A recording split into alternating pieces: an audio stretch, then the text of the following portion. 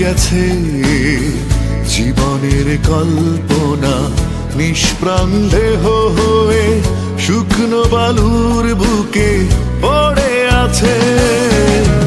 একদিন ঘুম ভেঙে দেখি সুখের সমুদ্র শুকিয়ে গেছে। জীবনের কল্পনা নিষ্প্রাণ দেহ হয়ে শুকনো